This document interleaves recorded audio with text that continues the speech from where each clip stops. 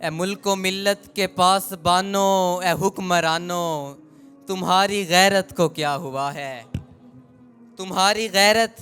کہ جس نے صرف ایک پکار پر ہند کے محلات ڈھا دیے تھے،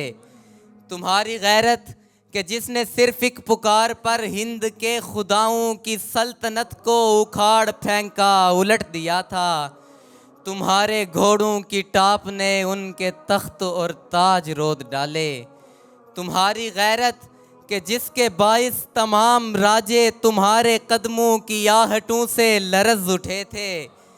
تمہاری غیرت کہ جس کے آگے تو روم و فارس نے گھٹنے ٹیکے، مگر وہ غیرت کدھر گئی اب؟ تمہاری غیرت تو مر گئی اب،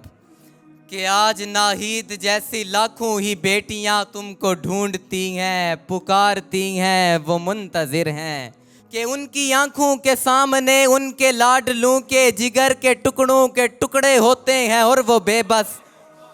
جگر کے ٹکڑوں کے ٹکڑے ہوتے ہیں اور وہ بے بس بڑی ہی حسرت سے دیکھتی ہیں، وہ چیختی ہیں کوئی تو آئے انہیں بچائے، اور ان کی چیخیں جو آسماں میں شگاف ڈالیں، جو عرش والوں کے دل ہلائیں، کلیجے چیریں، تمہارے پتھر دلوں تلک یہ صدائیں چیخیں نہیں پہنچتی، تمہاری آنکھیں بلکتے روتے تڑپتے بچوں کو دیکھتی نہیں، فقط تمہاری یہ بے حسی ہے، نہ تم میں کوئی صلاح الدین ہے، نہ کوئی حجاج ابن یوسف، نہ ابن قاسم، نہ تم میں حیدر کا زور بازو، نہ تم میں حیدر کا زور بازو، نہ تم میں خالد کی سی ہے جرت، نہ دبدبا ہے عمر کے جیسا،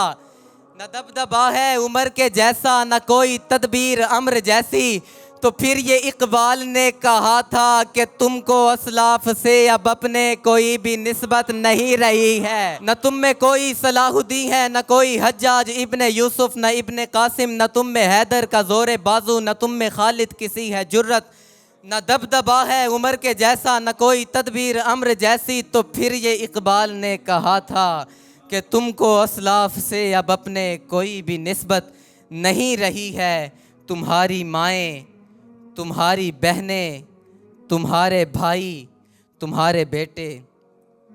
تمہاری مائیں، تمہاری بہنیں، تمہارے بھائی، تمہارے بیٹے تمہاری راہوں کو دیکھتے ہیں، وہ منتظر ہیں کوئی تو آئے قدم بڑھائے گلے لگائے انہیں بچائے، وہ منتظر ہیں، وہ منتظر ہیں۔